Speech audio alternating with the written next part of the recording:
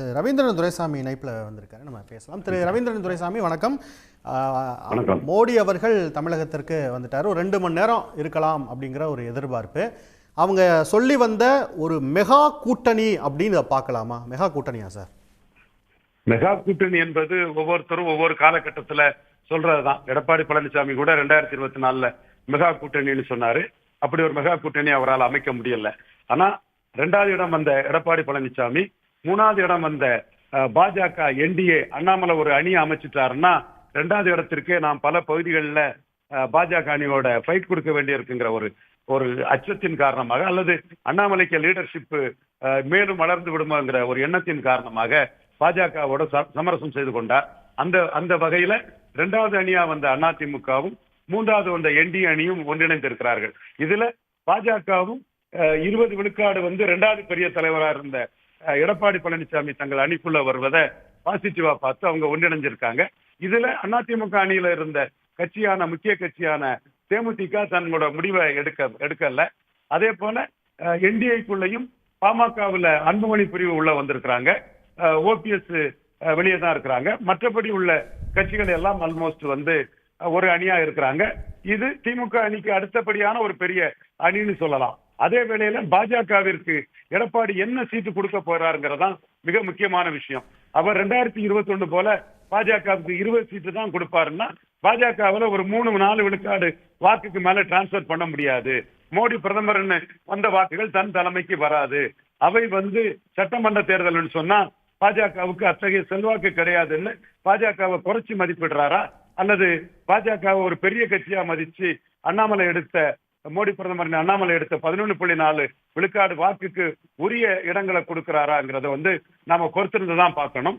அந்த அணியோட பலம் என்னங்கிறத எடப்பாடி பழனிசாமி கொடுக்கக்கூடிய சீட் ஷேரிங்ல தான் நாம சொல்ல முடியும். இதுல உள்ள கட்சிகள் எல்லாமே ஏற்கனவே பலத்தை நிரூபித்த கட்சிகள் தான். அவர்களை எப்படி எடப்பாடி பழனிசாமி கையாள போகிறார் என்பதை நாம பார்க்கணும். இப்பொழுது 20 விழுக்காடு பலம் கொண்ட எடப்பாடியோடு சுமார் 3 விழுக்காடு பலம் கொண்ட அன்புமணி, 11 விழுக்காடு பலத்தை மக்களவையில் நிரூபித்த பாஜகவிற்கு எத்தனை விழுக்காடு எடப்பாடி மதிக்கிறார் என்பது இன்னும் தெரியவில்லை. அவர் பாஜகவை மதிக்கும் போதுதான் தெரியும்.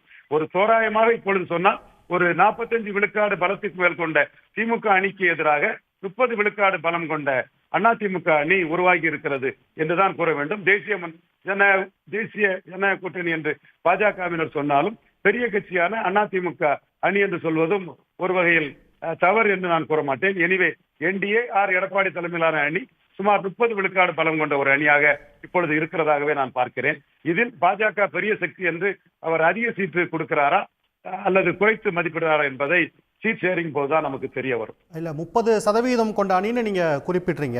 இதுக்கு தமிழ்நாட்டில் எடப்பாடி பழனிசாமி தலைமை அவர் தான் சீட் ஷேரிங் பண்ணுவாருங்கிற ஒரு கருத்தை சொல்றீங்க. ஆனா சமீப நாட்களாக பார்க்குறோம், நம்ம 2021 இந்த என்டிஏ அல்லது அதிமுக கூட்டணியில் இருந்த சில சமுதாய கட்சிகள், சிறிய சிறிய கட்சிகள் கூட இப்ப எங்களுக்கு 10 சீட்டு வேணும், 7 சீட்டு வேணும், தனி சின்னத்தில் தான் நாங்கள் போட்டி போட போறோம், கடந்த முறை இரட்டை இலை சின்னத்தில் போட்டியிட்டவர்கள் கூட ஒரு நெருக்கடியை கொடுக்குறாங்கல்ல. இது என்ன மாதிரியான தாக்கத்தை எடப்பாடி பழனிசாமிக்கு ஏற்படுத்தும்? நிச்சயமா அந்த நெருக்கடியை கொடுக்கத்தான் செய்வாங்க. மக்களவையில ஒரு இடத்துல போட்டியிட்ட ஜான் பாண்டியன் சட்டமன்றத்துல ஒரு கணிசமான இடங்கள்ல போட்டியிட்டாதான் 2029 மக்களவையில ஜான் பாண்டியனுக்கு மக்களவை இடம் உறுதி செய்யப்படும். இதே நிலைமை தான் கிருஷ்ணசாமி இந்த அணிக்குள்ள வந்தாலும் தங்களுக்குள்ள இடம் உறுதி செய்யப்பட வேண்டுங்கிற எண்ணத்துல தாங்கள் அரசியல் அரங்கத்துல எம்பி ஆட்டும் ஒரு கூட்டணியில போட்டி போட்டவர்கள் இனிமேலும் போட்டி போட தகுதியானவர்கள் என்று தங்களை நிரூபிக்க போதுமான இடங்களை ஜான் பாண்டியன் போன்றவர்கள் கேட்பது இயல்பான ஒன்றுதான். என்ன முடிவெடுக்க போகிறார்கள் என்பது இறுதியில் தான் தெரியும். பட் அவங்க கிளைம் பண்றது தாங்கள் ஒரு எம்பி டிக்கெட் கேண்டிடேட்டுக்கு தகுதியானவங்க, எம்பி கேண்டிடேட்டா நின்று அதிமுக டெபாசிட் இழந்த சூழ்நிலையில் கூட ஜான் பாண்டியன் கணிசமான வாக்கை நிரூபித்தவர் என்ற அடிப்படையில் அவர் கணிசமான சீட்டுகளை, அதாவது ஒரு எம்பிக்கு உரிய சீட்டு ஒரு குறைஞ்சபட்சம் 10 டிமாண்ட் பண்றாங்க. ஒரு 6க்குள்ள ஒரு 3-4 சீட்டாவது வேணும்னு அவங்க கிளைம் பண்றது இயல்பான ஒன்றுதான். பட் அந்த பெரிய கட்சிகள் இவங்களை 1-2 சீட்டுக்குள்ள முடக்க தான் பார்ப்பாங்க. உடனுக்குடன் செய்திகளை தெரிந்து கொள்ள சன் நியூஸ் பெல் ஐகானை கிளிக் பண்ணுங்க.